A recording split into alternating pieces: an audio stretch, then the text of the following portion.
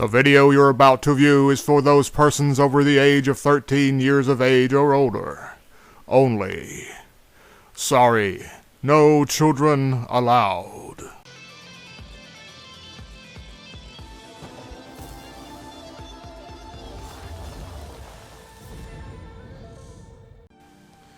Thanks for clicking on the video. So let's get right into it. This is my review for Streets of Rage 4. First off, before I get into it, I just want to say I'm a huge Streets of Rage fan, going way back to the Sega Genesis era. Back when I was in school, my grandfather was real sick, and we had to go to the state capitol about once a month for his appointments. And back then, Kmart was still a thing. And Sega had these kiosks set up back then with like a little box under it. It had about 10 titles in there, and there's a little red button beside each title, and you just pressed it and you go into the game. Well, the first Streets of Rage had just been released then. And I remember once a month I would go up there, and it's this first thing I do, I'd go back to electronics when we stopped in there to get something to eat, and that was my how I got introduced to Streets of Rage.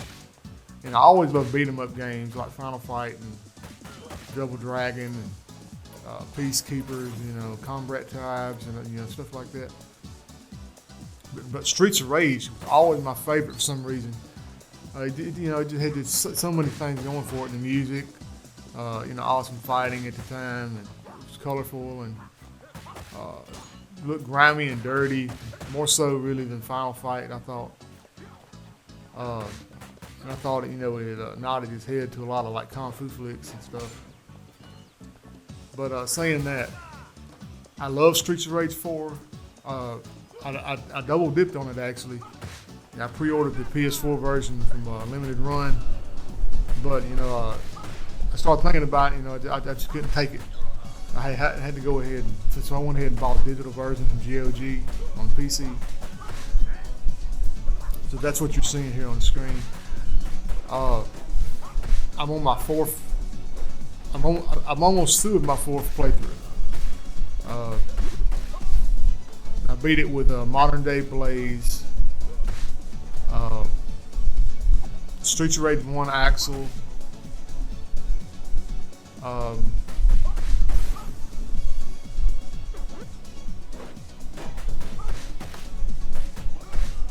believe I did it with modern day Axel. And I'm doing it with I beat it with not Axel. I beat it with Adam, and now I'm going through with Adam's daughter.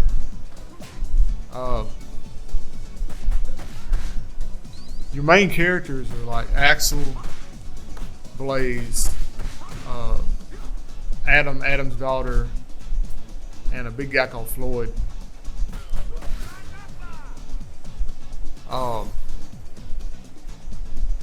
It's really difficult. If you haven't played it in a while, it's really difficult. It's fun though. I mean, I love it, because it's an old school remake. But I believe it's got 12 levels.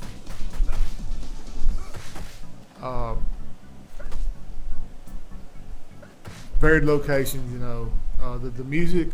The music's absolutely fantastic, and it changes its mood, for different instances, just like the old original games. Let me go through the characters and explain some of them. Modern day Axel, it's kind of, I wasn't that crazy about this character because they just made him look like a slob, really. Like he got overweight, and his pants look old and tattered, and he's slow and he has no dash move. That's one of the cons I have with the game too. A lot of the characters don't have dash moves. He's just like walking around real slow. Some characters have to actually use their super moves to get around the screen faster. Blaze, they really made her look sexy in this game. Like she really grew hips and tits and everything over the years.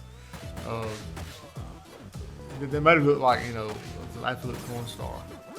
But she's actually one of the better characters in the game, actually.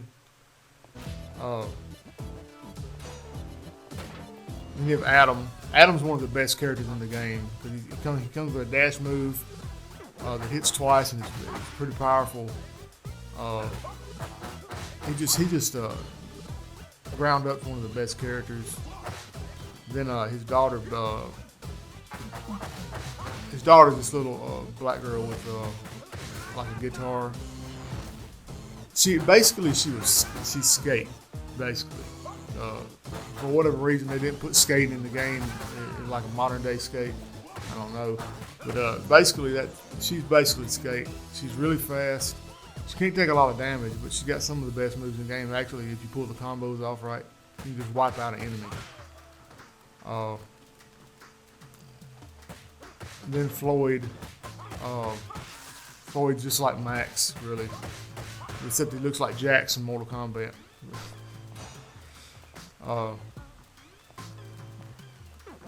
Anyway, that's the modern characters, and then as you go through the levels, at the end of each stage, it stacks your points up. And it's like this little bar in the bottom with like a little diamond on it.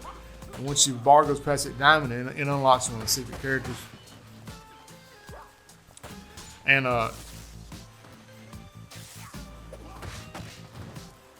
first it unlocks like all the Streets of Rage 1's characters and Streets of Rage 2 characters and Streets of Rage 3 characters. And it unlocks one boss, Shiva, from old school Shiva. One of the big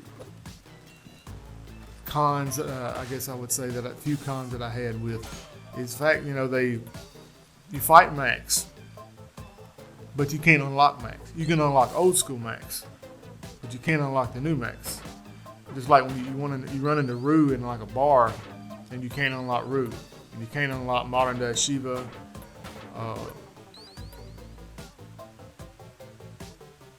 I didn't like that.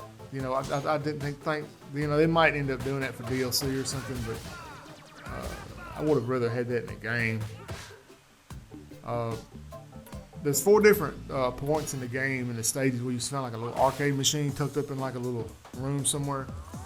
And you take a stun gun and you punch it with a stun gun and it takes you back to the old retro level. I think like 4 places. I think you get an achievement for it first time you do it or something.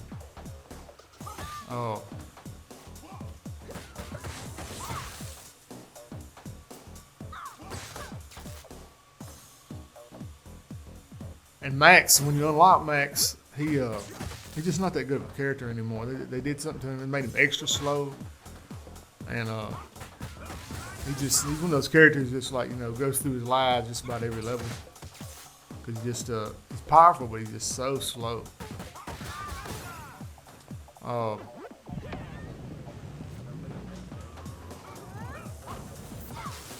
And the way the storyline goes, Mr. X had some children. So I would have liked to see them brought out who the mother was, but it's like Mr. X and Mrs. Y or something. I think like level 10 you had to actually fight Mr. X for the first time on an airplane, which is pretty cool. But in the end, you have to fight them both at once. And one of them actually gets into a weapon during the fight and makes it more tricky. It's a fantastic game. You can get it for like $22 on Steam and GOG, PS4, Xbox One, and Switch. It's on everything. I believe I paid about $40 for the physical copy, which would be probably about 2-3 months before it gets here. That's why I didn't want to wait. But I'd give this about a 9 out of 10, just for the fact that you can't unlock all the modern day characters in the game. They're locked behind whatever. I didn't think that was cool. But that's about the only flaw, really. Everything else is just spot on, just fantastic. The best beat 'em up I've played in a long time. I don't know when each one went into production actually, but the Takeover and Streets of Rage 4 are very similar in a lot of ways, and I don't know who borrowed from who, but it's very, very similar in a lot of the stuff I've been seeing. Like, the Takeover, Mr. X basically is a woman, and in this one, one of them is a woman. Whereas this one, Streets of Rage 4, you have to fight dual final bosses. The Takeover did the more Streets of Rage 2 remake kind of hands-on thing with it, where Mrs. X is actually just like the boss fight from Streets of Rage 2. I recommend if you got a PC, picking up the Takeover too and play through it. I mean, it's worth the playthrough too. Like I said, 9 out of 10. Go buy it as fast as you can. If you're looking for a game to play and you beat Trials of Mana and Final Fantasy VII Remake, I strongly suggest you get into this. Time hasn't made this game any less fun. It's still just as fun as it was 30 years ago. So, like I said, y'all go on over and pick it up, $22. That's all I got to say. God bless you and your family. Please give your life to Christ.